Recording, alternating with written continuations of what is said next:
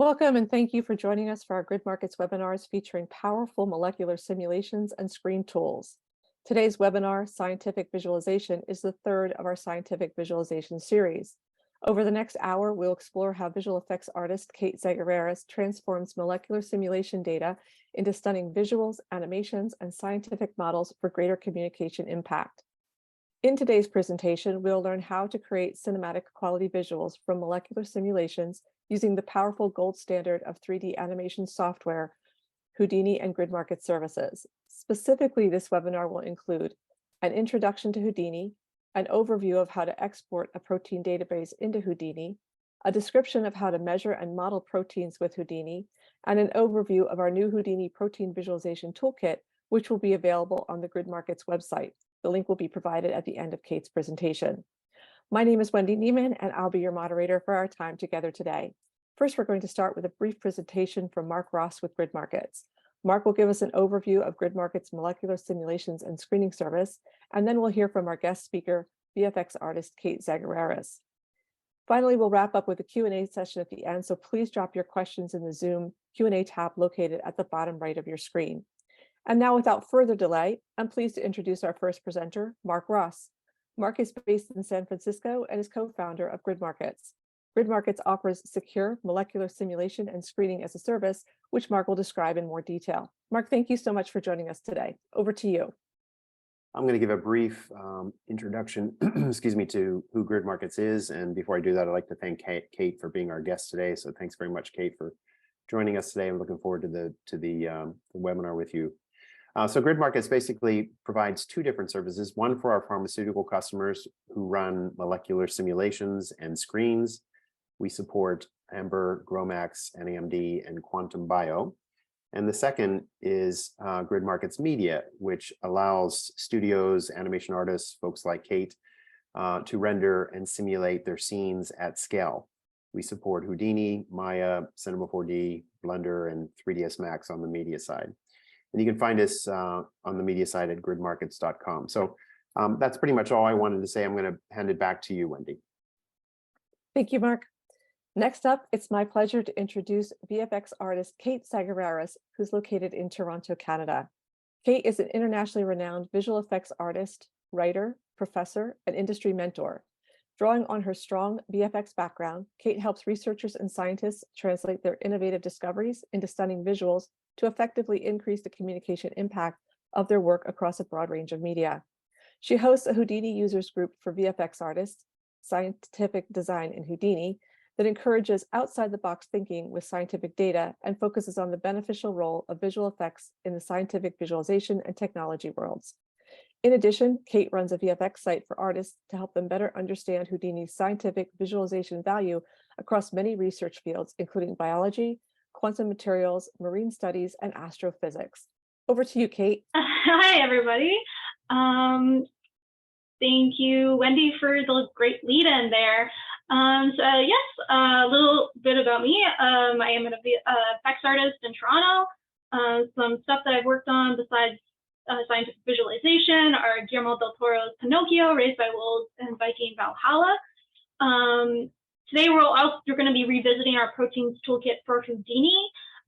We've been working on this toolkit for over a year now, so it's been pretty awesome to see how the progress has developed over the period of a year.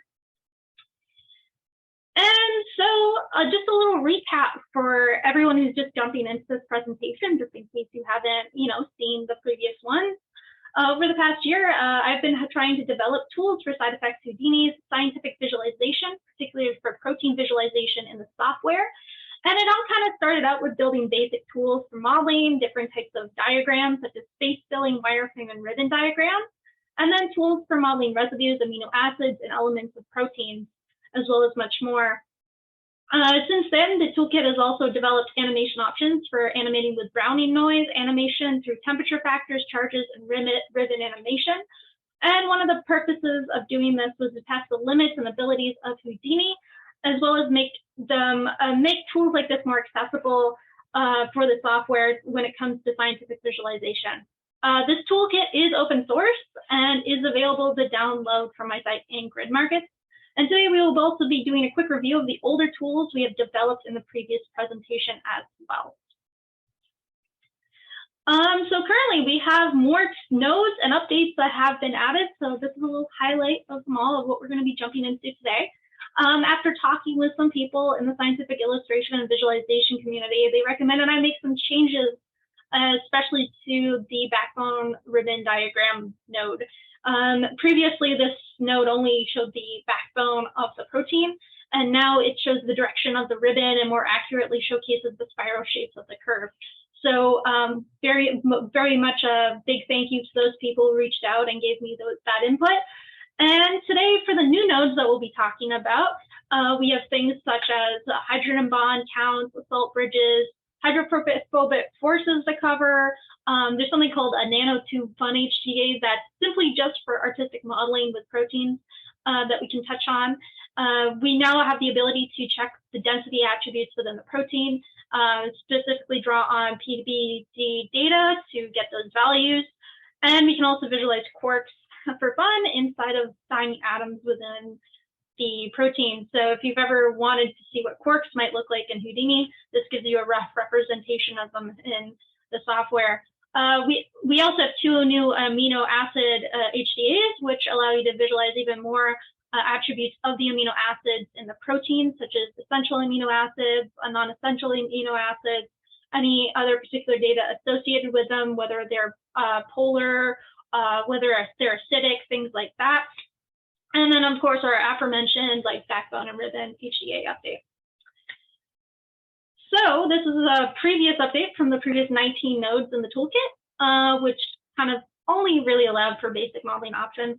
And if you would like to see all the previous nodes in action, minus the ones we're just going to gloss over today, I recommend visiting my YouTube page for the tutorials that I've created that will describe the specific attributes and characteristics of each individual node, and also to our previous GridMarket presentations where we kind of show them how they work in an overall context.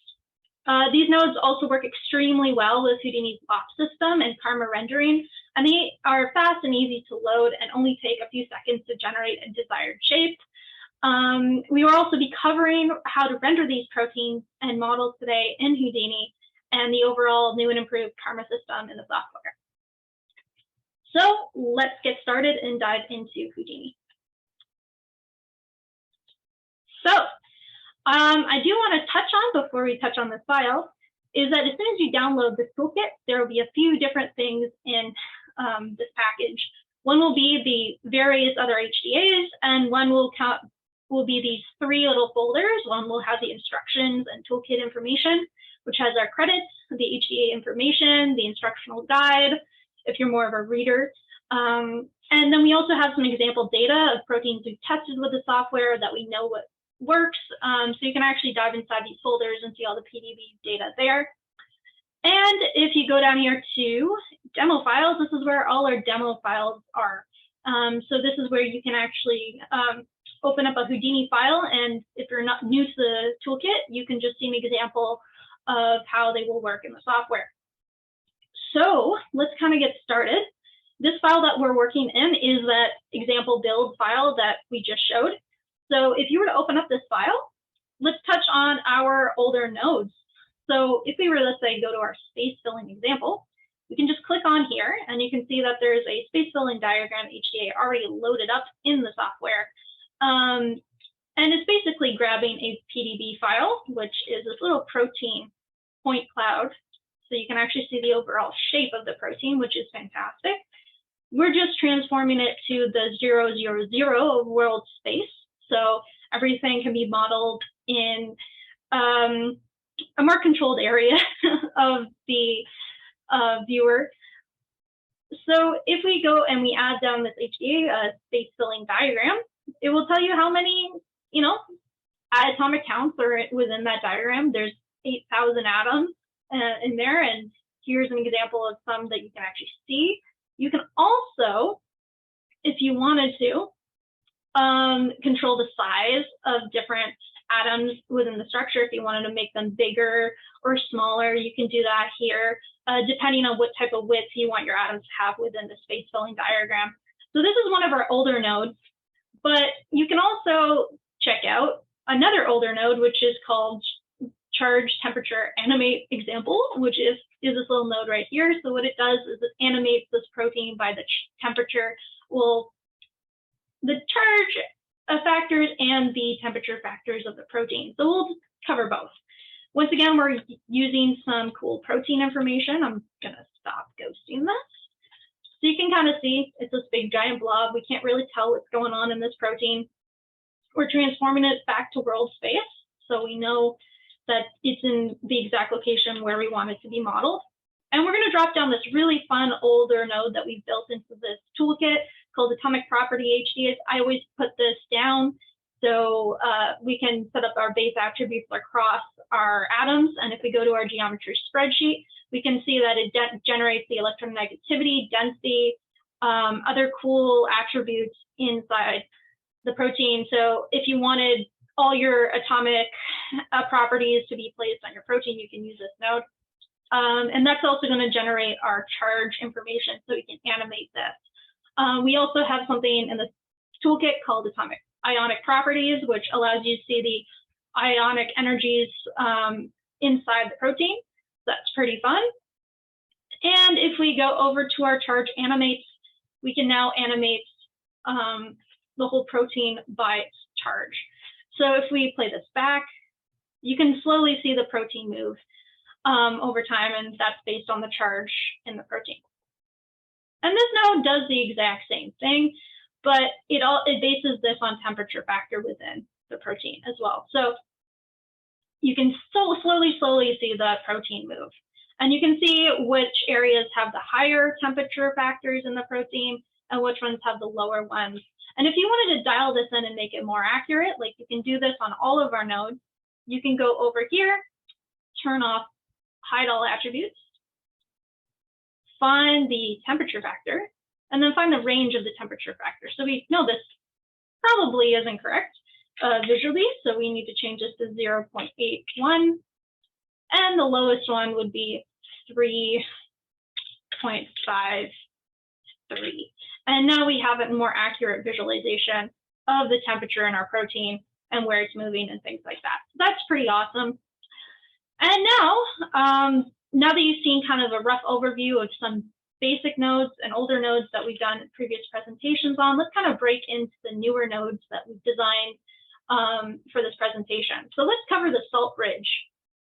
The salt bridge, unfortunately, we have a file path inconsistency here, so I'm just going to fix that real fast.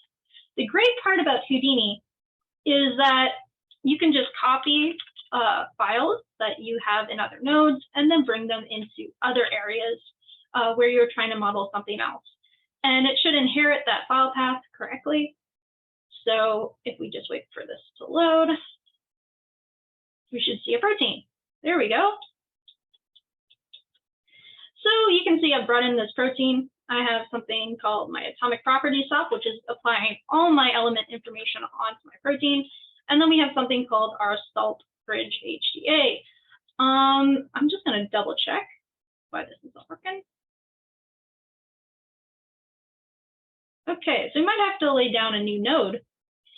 If you ever run into this issue, all you need to do is drop down another HDA, plug it in,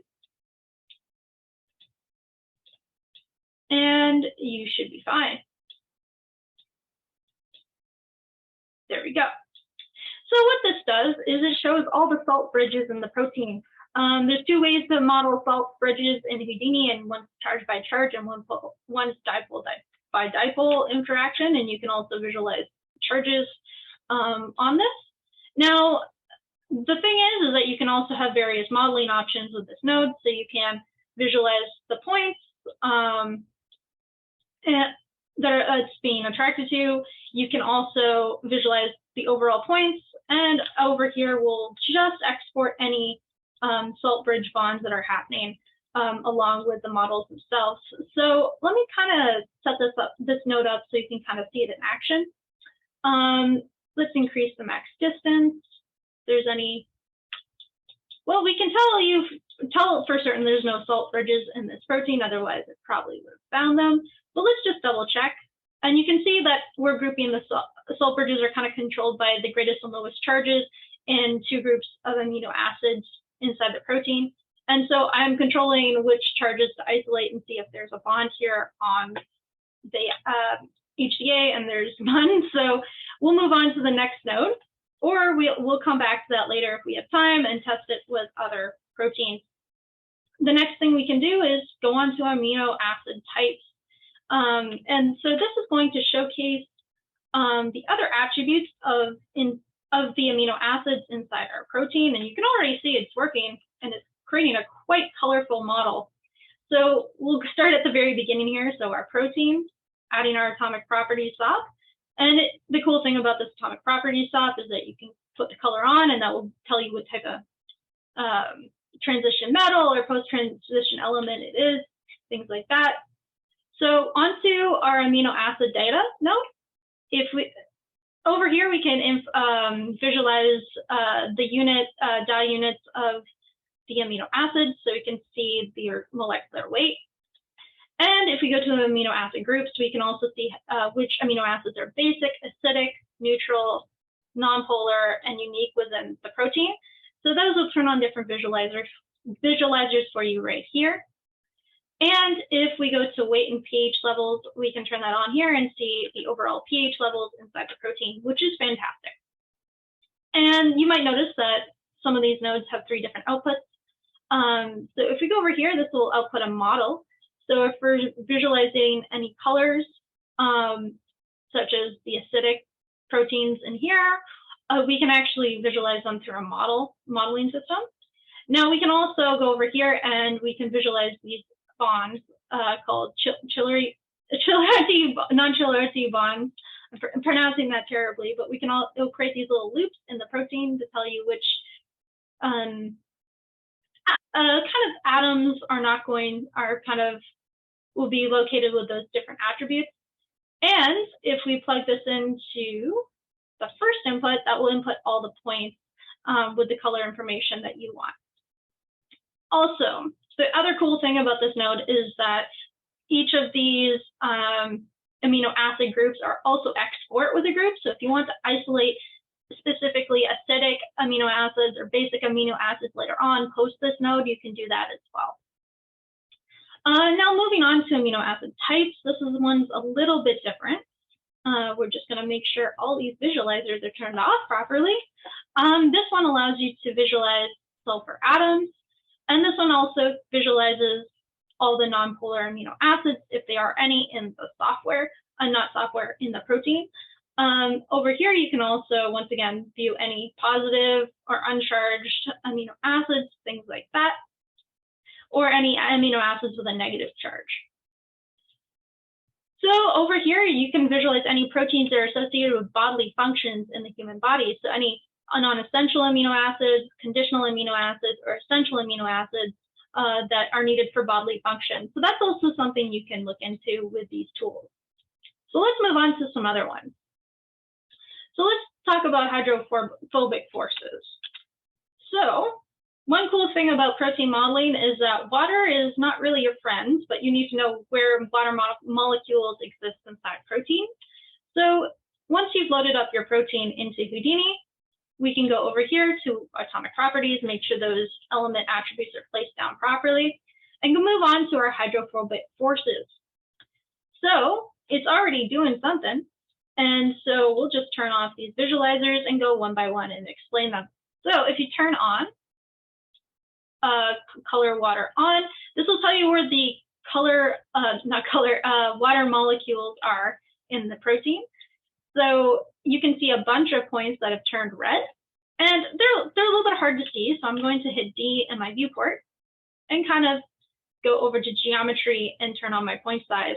So you can actually see the red dots more easily, and also see where the water is in the structure.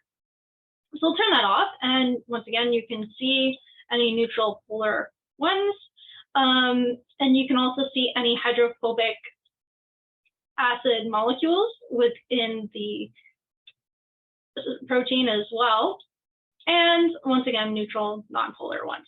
So this really helps you figure out anything that water may or may not bond with in the protein and where those other amino acids might be located. So once again, this has many different outputs. So over here, I'm going to turn off my point size and turn that back down to normal. I'm going to just keep on this visualizer for now so you can kind of see what's going on here. So I'm going to turn all of these on. There we go. So it's it looks like a Christmas tree. And basically I have this little out for lighting here because this is outputting all of my points in this HDA. If I go over here, this output only outputs the water molecules in there. This one only exports the hydrophobic acid.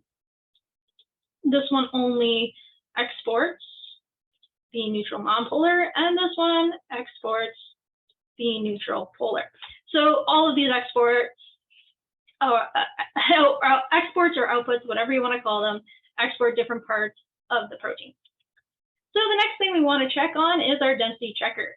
So our density checker is really cool. It's mostly based around math. It does all the math inside the protein, so it takes a while to load up, but allows you to see the overall atomic density per amino acid within the structure, and so you can see the most dense areas of the structure. So I'm going to double check my atomic density attributes by going to the spreadsheet, and I'm going to atomic density, hide all attributes, and we'll look for it.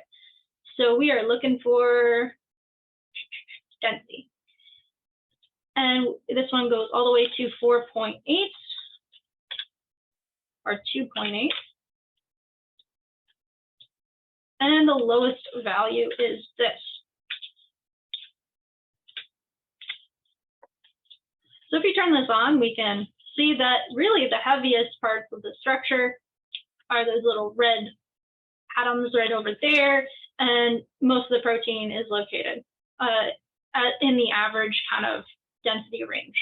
If you go over to the values here, this will tell you the minimum and maximum density within the structure, the sum atomic density, the average atomic density, and the total density overall, and a total atom count of the structure. So it really does a lot of mathematical value calculations behind the scenes. And if you wanted to keep track of the protein data bank overall weight of the structure, when you bring this data into Houdini, you can just go to the protein data bank page, find the structure weight, and plug it into there. So the calculations are a little bit more accurate later on. It will also, this node will also apply this value onto your structure. So if you're working with these points later on post this HDA and you need the structure weight in your calculations, this is where you would add it into your structure. So let's talk hydrogen bonds. So hydrogen bonds are fun. And I wanted this node to help visualize the hydrogen bond count of the protein dependent on the amino acid. So if we isolate this amino acid and I'm isolating serine, we can kind of see, if we go to visualization, let me turn this off, different aspects of this one amino acid. So we can actually see the total hydrogen bond acceptor count, which we'll have to actually dial in over here if we go to our thing. And this total, each one on this amino acid has a value of 4, so it's going to remain yellow for now. And we can also look at the overall hydrogen bond donor count of this particular amino acid and rotatable bond count of this amino acid as well. So if you wanted to see the overall kind of bonds of the structure, you would just turn off isolate amino acid and things like that. So it's actually a very useful node for looking into hydrogen a little bit more in the structure. Now, the next thing we're going to look at is our ionic bonding. So we're going to look at ionic bonds within proteins. So we're going to check this protein for ionic bonds to see if there is any. If there isn't, that's okay, but we'll just make sure we'll just look for them. I'm actually, just for fun, I'm going to look for a different protein. Let's try this one. Let's transform it back to the origin. It's in world space. And there we go. Actually, in this protein, we do have an ionic bond. So you can see how it's modeled these ionic bonds. within the protein by coloring each individual bond in a different color. So it's looking, if we want to actually visualize the charge color, so the blue would be the lowest charge, and the orange in this case is the highest charge that this ionic bond is forming with. So that's how you can possibly animate this. Now, the other cool part about this node is that after you've, animated your ionic bond, before you do this, you can also drop down a Amino animate, if we can find it. And we can actually add animation while we've modeled this bond. So if we wanted to show like how this could move while that bond is currently there and how it might change based on the animation, we can do that right here as well. So that's pretty cool. And those are a few different nodes that we've kind of done in Houdini. There's also a few other nodes that we've added into this toolkit where this is a post-processing node. So if you wanted to apply any other rendering attributes onto your protein to make them less visible or give them alpha channels or p-scale or any kind of finishing attributes, you can do that with this node. So I'll leave that up to you if you want to even add extra colors onto the protein, you can do that as well. So if you crank the alpha up to 1, we can actually see the browning noise color of the overall animation here as well. So it gives you lots of different rendering options.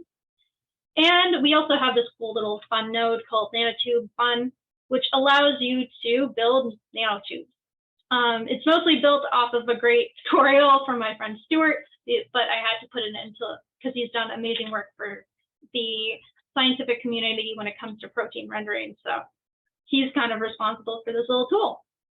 But let's cover how you can possibly render proteins in Houdini. So let's kind of go down here to the stage context. This is where things can get a little bit crazy.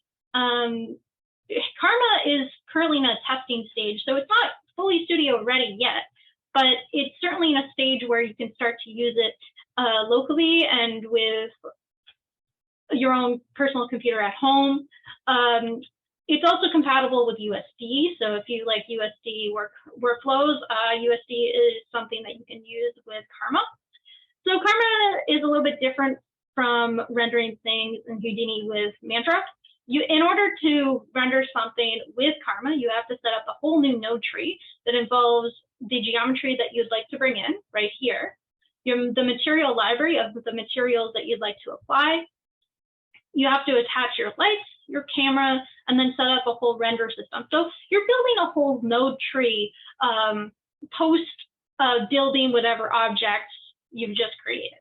So what we need to do if we're going to build something like this, and in order to make sure nothing bad happens, I'm just going to flip Houdini into manual so nothing happens when I skim through the frames. So the first thing in a Karma kind of system is that you've dropped down a sock crate. I like using these because they allow me to just import whatever I'm modeling and also double check to see if it's able to render, if there's anything I need to clean up or make any final changes to. So I've used an object merge to merge in a protein example here. And if I switch this over to auto update, it's just importing the space filling diagram. So now I'm going to jump back up again, and I'm going to go to my material library. So materials in Karma are a little bit different than Mantra, and they use something called MTIX, standard surface, and you have specular options, transmission options, subsurface options. You have a wide variety of material options that you just can't get with Mantra. So it's definitely worth exploring if you have a lot of time. There's even options for thin film and also thin walled options if you want something to be super transparent. If you need to use a space filling diagram and then apply an alpha channel to it and make it look like jelly and then kind of have a render where you can see the atoms inside your space filling diagram, you can definitely do it with these current settings that I have on my material. Now, in order to transfer any colors from your geometry or any attributes from your geometry onto your shader, you have to use something called MTX LX geometry color, which will bring in your color attributes. And you do have to make sure that you're using color or float or color 4, depending on what type of attribute you are trying to transfer onto the base color. So just be aware of that. So now we'll go down to the dome light over here. And this is where you can set up your lights. So you can actually create lights. You can initialize certain parameters. You can color the lights different colors. There's some really amazing options. And you can also transform it into the light into 3D space like usual. And then there's different other Karma rendering options depending on what light you're creating. For dome lights, these are automatically turned off. But if you're using a distance light or an area light, they'll probably be on and you'll be able to use these Karma settings. Now, camera-wise, these cameras are the exact same that you would use in a regular Houdini object workflow. Same settings, same view settings. They just look a little bit different. And down here, this is kind of where the magic happens. So Karma is incredibly useful. It renders things in real time, which we'll cover very, very briefly, but very, very soon in this presentation. In these kind of Karma render settings is where you turn on the resolution of your camera. You'd reference the camera that you want to render out of, your render settings, which is this node, and choose where you want to output your picture. I wouldn't really change this directory. By default, Houdini creates a render folder for you whenever you go to render something, and then names it the name of your file and also the name of your render node. So if you were to rename this render protein, it would render the image with render protein. So you can also choose your pixel samples, image output options, deep output if you need that for creating some really detailed protein renders. There's also options for AOVs, as you can see here, all that fun different stuff, even SS options and light and emission, tons and tons of options there. Feel free to explore them on your own time. We don't have a lot of time today to cover them all, but now we can kind of showcase to you right now the live like real-time aspect of Karma. So I'm going to switch this to auto update, and I'm going to make sure my materials are turned on in my viewport and my lights are turned on in my viewport. And I'm going to look through my camera so we can see this protein, and I'm going to hit Karma. And this is going to bring up the real-time render of Karma. So as you can see, my protein is rendering in the viewport in real time. And if I was to change my camera angle and rotate around this image, it would also update the render to match the camera angle as well. So currently, you can see it's a little bit slow, but that's mostly due to we're streaming. And Karma is generally a lot faster when you don't have any other applications open. But it's a really fun and useful render tool for rendering transparent objects. Karma has a really strong ability to render transparency, anything that looks like gelatin, pyro, anything you can really imagine with volumes or transparency, which is really fantastic.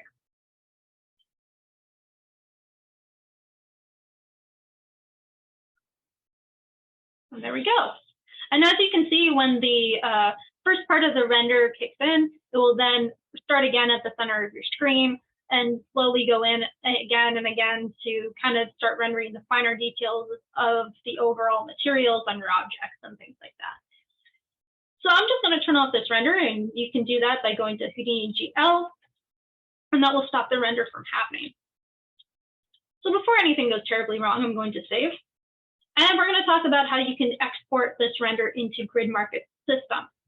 So if we go over to output here, the first thing you'll want to do is drop down a USD render, and you'll want to drop down the GridMarkets render submit node. You'll want to attach your USD render into the top of the render submit node, and also define your lock path, your render settings, or camera you want to see through, the output to where your image is going to go. And all of these should be referencing this node here on your Karma render setting. So all of these settings, render output and render output picture, camera, even the resolution should be referenced to your GridMarkets node. And GridMarkets needs your driver settings to be set to Husk in order to work. And if we all go over here, we also need to set to full verbosity, and that should work just fine. And from here, you can also choose to render your entire specific frame range or render a current frame. And then the next thing you'll want to do is just double check your render submit. I always like to make sure this project name is the same name as my example build or file. So in this case, my project name would be example build. But if you're working in any other project with a different name, put the project name in the project name area, and then also list your artist name as whatever your name is.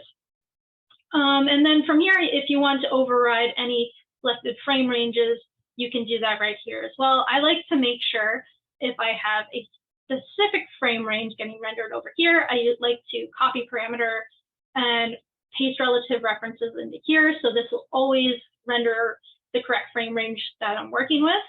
And then the next thing to do is just hit submit render, and that will submit it to the GridMarkets farm.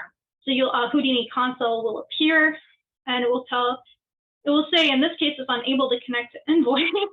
And that's if you don't have Envoy open, this will happen. So what we'll need to do is I will go to Envoy, start up GridMarkets Envoy. That will load in the background.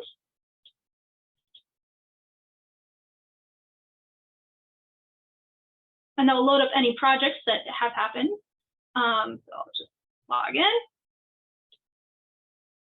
And I'll look into my projects, and now it should work.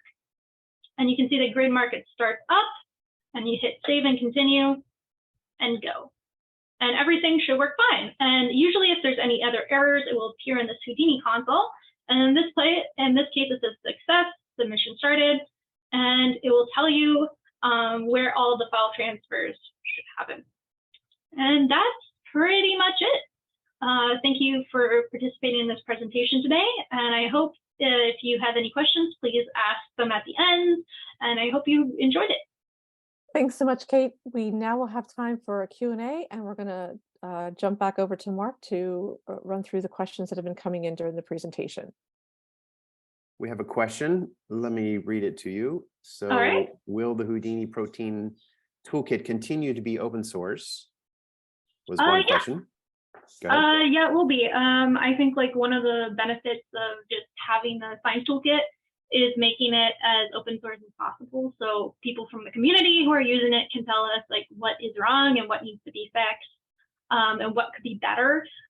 So I would always like it to be available to the general public to test, as well as on GridMarkets website, so people can see how it can be used with like cloud rendering and everything like that.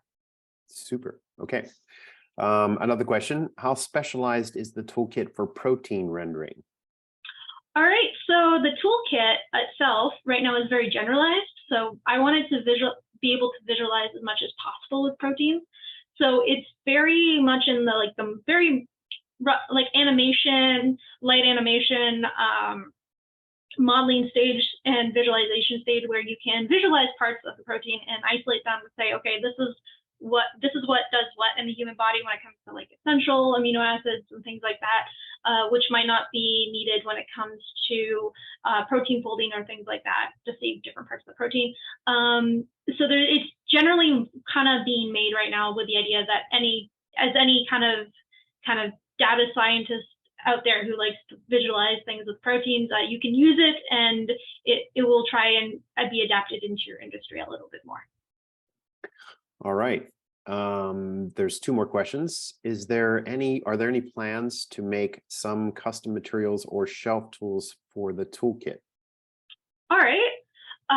So the next kind of stage I would like to do with this toolkit is to make sure if you're a beginner in like protein rendering, or you want to get into the scientific field of visualization, you can have a good starting point where if you want to start rendering things and you don't really know how, or you're maybe an experienced visualization artist who really wants to use Houdini, who's never used Houdini before, I really want to work on creating presets for the tools, so you can kind of bypass like you can still use all the available knowledge that you've curated for yourself in the past years, but you can also use this toolkit and the presets to kind of jump hurdles over learning in the software. So what shelf tools are in Houdini would be at the top of the screen, which you kind of saw from my presentation, there's a list of all these tools, available tools in the software. And in these tools, you can basically click them and it will create an automatic setup for you. And I would like to do that with the toolkit if possible, so people don't waste time and meet their deadlines when it comes to visualizing something. And material-wise, Karma materials are still in their infancy, and there's still tons of things people don't know about Karma. So making presets for Karma materials for kind of protein visualizations would be in a big interest for me, because people can use Karma more for visualization. Okay, and excuse me, one more question. It's a lot of interest, Kate. Are there any plans to make protein modeling faster? Yes, what I'm trying to do is optimize the tools as best I can. And it's hard to do that when you're working with the data that you're bringing into Houdini. The biggest problem with optimizing modeling in the software for Houdini is basically the size of your data set. So I'll take the PBD information, for example. When you bring it into Houdini, it's not 1 meter wide by 1 meter wide. Usually some like protein scales, when you bring it into the software, with the point cloud can be over like 50 meters wide. So if you were to model something 50 meters wide with the tools, and you had your own custom setting on there, and you had, let's say, the voxels for kind of a space filling diagram set at like 0.01, it'd be super high res of a model, but it would take a lot of strain on your computer because of the size of the data set. So what I'm trying to do is kind of figure out a way when we bring information into Houdini, because every single software has different units for scale and size, to kind of create an HDA or a preset that takes the information coming in and rescales it to something that's a little bit more manageable. Because that's something I've kind of learned from the film industry. They also have HDAs and tools and workflows to do that and prevent issues like that from happening when they come into the software. So that will probably be the next step that I'll be working on to better optimize like the models and things like that. Cool. And one more question. In the atomic properties node, are the properties calculated on the fly by Houdini, or are they taken from the PDB file? So a little bit of both. So when the information from PDB comes in, it does have information for the atoms that are in the protein, but it doesn't have any information associated with the atoms. There's some, but that's mostly in relation to the chains, the amino acids, things like that. So what I've had to do is I've had to code all that information into Vex. And personally, I want to go back later because there are Python data sets available of the periodic table that you can bring in and apply to things like this. That probably would make the calculations a little bit faster. But as of right now, I've just found that Vex is the easier way, because once you work with something like an external kind of file or external data set outside the software, you have to make sure that people can always access it in the toolkit and make sure that the file directories to go find that information are correct. And sometimes that gets a little bit tricky. So right now, yes, the calculations are all done in Houdini. All right, Kate, I think this is the big finish. I'm going to show our final slide. So just a moment. All right. So Kate, you mentioned that the protein visualization toolkit is on the GridMarkets website. Here it is here. You can find actually you can find the prior version and the current version there. And you can also find it from Kate's website as well. We have another webinar coming up with Kate. So this is number 4. If you haven't seen the other 2, you can go to the GridMarkets website and look for webinars, and you'll find all 3 now of the webinars that we've done with Kate. And the 4th one is coming up on April 26th at 9 a.m. Pacific time. Go register now. You can, gridmarkets.com/webinars. Hope to see you there. And if you'd like to stay connected, in the case of GridMarkets, you can contact us using contact@gridmarkets.com or visit our website, gridmarkets.com. And Kate's contacts are listed there as well. And Kate, that URL is also where they can get the protein toolkit from your site. Is great, good, super. Okay, I think that's it. Thank you so much for joining, everyone. Kate, it was awesome as usual. Looking forward to speaking to you again in April. Thank you. Have a good rest of your day, everyone. Bye-bye. Bye.